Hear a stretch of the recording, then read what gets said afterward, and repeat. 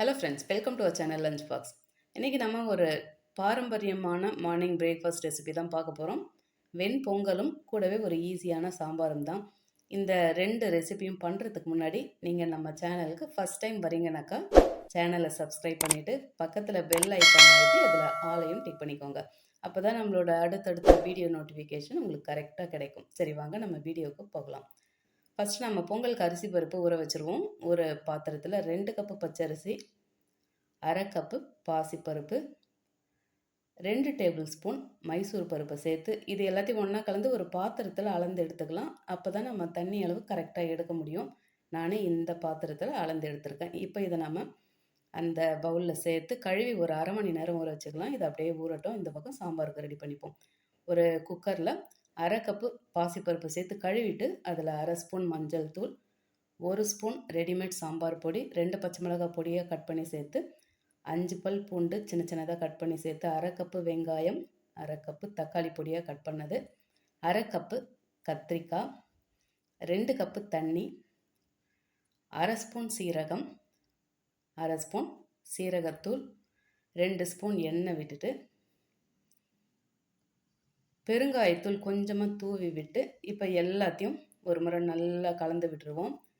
இதில் காரம் இந்த பச்சை மிளகாய் இந்த மிளகாத்தூள்லாம் அவங்கவுங்க விருப்பத்துக்கு பார்த்து சேர்த்துக்கோங்க. இந்த காரம் ரொம்பவே மிதமான காரமாக தான் இருக்கும். கலந்து விட்டாச்சு. மூடி போட்டு ஒரு 4-5 விசில் வச்சு எடுத்துக்கலாம். நல்லா வெந்து வரட்டும். எந்த அளவு வெந்திருக்குன்னு பார்க்கலாம். நல்லா பூவாக சூப்பராக வெந்து வந்திருக்கு. இப்போ ஒரு மத்து அப்படி இல்லாட்டி ஒரு மேஷர் வச்சு இந்த மாதிரி நல்லா குழச்சி நைஸாக எடுத்து இப்போ இந்த மேஷரில் கொஞ்சம் தண்ணி சேர்த்து அலசி ஊற்றிப்போம். இந்த சாம்பார் ரொம்பவும் திக்காக இருக்கக்கூடாது, ரொம்பவும் தண்ணியாக இருக்கக்கூடாது. தண்ணியாக இருந்தாக்கா டேஸ்ட்டு இருக்காது. அதனால் பார்த்து கொஞ்சம் நடுத்தரமாக தண்ணி சேர்த்துக்கோங்க. உப்பு தேவையான அளவு சேர்த்தாச்சு. நல்ல ஒரு முறை கலந்து கரைச்சி விட்டுருவோம். எனக்கு இந்த பதம் இருந்தால் போதும்னு சொல்லிவிட்டு நான் இந்தளவு தண்ணி சேர்த்துருக்கேன். இப்போ பாருங்கள், கொதிக்க ஆரம்பித்தாச்சு. நம்ம நடுவே கலந்து விடணும். ஏன்னா சாம்பார் திக்காக இருக்கிறதால சீக்கிரமே அடிப்பிடிச்சிக்கும். இப்போ இதை அப்படியே வச்சுட்டு இந்த பக்கம் தாளிப்பு ரெடி பண்ணிவிடுவோம். ஒரு பேனை சூடு பண்ணி அதில் 3 ஸ்பூன் எண்ணெய் விட்டு எண்ணெய் சூடான பிறகு 1 ஸ்பூன் கடுகு, 1 ஸ்பூன் உளுந்து, அரை ஸ்பூன் சீரகம், கொஞ்சமாக பெருங்காயத்தூளை தூவி விட்டு இப்போ இது எல்லாத்தையும் நல்லா பொரிச்சுக்கலாம்.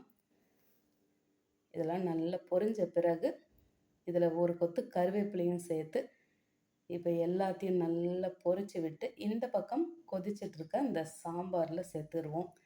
சேர்த்தாச்சு. இப்போ கட் பண்ணி வச்சுருக்க கொத்தமல்லியும் சேர்த்து நல்லா கலந்து விட்டாக்கா நம்மளோட ரொம்பவே ஈஸியான பொங்கல் சாம்பார் ரெடி ஆகிடுச்சு. இந்த சாம்பார் பொங்கலுக்கு மட்டும் கிடையாது, இட்லி, தோசை, சப்பாத்தி எல்லாத்துக்கும் சூப்பராக இருக்கும். இன்னும் மெதுவடையில் நல்லா ஊற வச்சு சாப்பிட்டோம்னா அப்படி இருக்கும். சரி, நம்ம இந்த சாம்பார் அப்படியே வச்சுட்டு இப்போ நம்ம பொங்கலை கவனிக்கலாம்.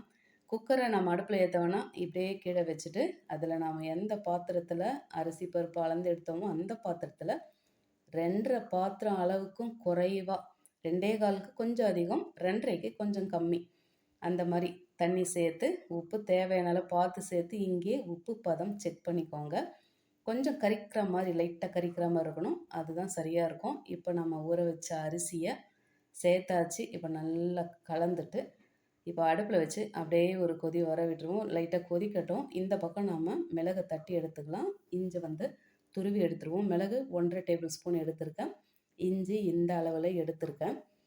இந்த மிளகு பார்த்தீங்கன்னாக்கா ரொம்பவும் பொடியாகிடக்கூடாது, பவுடர் ஆகிடக்கூடாது, ரொம்ப முழுசாக இருக்கக்கூடாது, பதமாக தட்டி எடுக்கணும். அதாவது ஒரு மிளகு எடுத்திங்கன்னா அது 4 உடையிற மாதிரி இருக்கணும். அதுக்காக ஒரு மிளகாய் தட்டினமான்னு கேட்கக்கூடாது.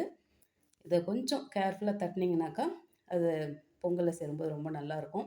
இஞ்சியும் அதே மாதிரி கட் பண்ணக்கூடாது. இந்த துருவியில் ஒரு பெரிய கண் இருந்ததுன்னா அதில் வச்சு துருவி எடுத்துக்கலாம். இந்த பக்கம் நம்ம பொங்கலை தாளிச்சிருவோம். பேனை சூடு பண்ணியாச்சு. 1/4 கப்பு எண்ணெய் சேர்த்து கூடவே 2 ஸ்பூன் நெய் சேர்த்துட்டு முந்திரி தேவையான அளவுக்கு பார்த்து சேர்த்து இதை ஒரு பொன்னிறமாக பொரித்து விட்டுக்கலாம். பொங்கல்னு சொல்லும்போது அதில் முந்திரி இல்லைனாக்கா நல்லா இருக்காது. அதனால் தேவையான அளவு சேர்த்துக்கோங்க. இப்போ நம்ம தட்டி வச்ச மிளகு சேர்த்தாச்சு.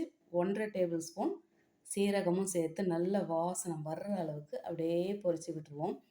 இந்த பொங்கலுக்கு ரொம்பவே முக்கியமான ஒரு 2 விஷயம் இந்த மிளகும் சீரகமும்.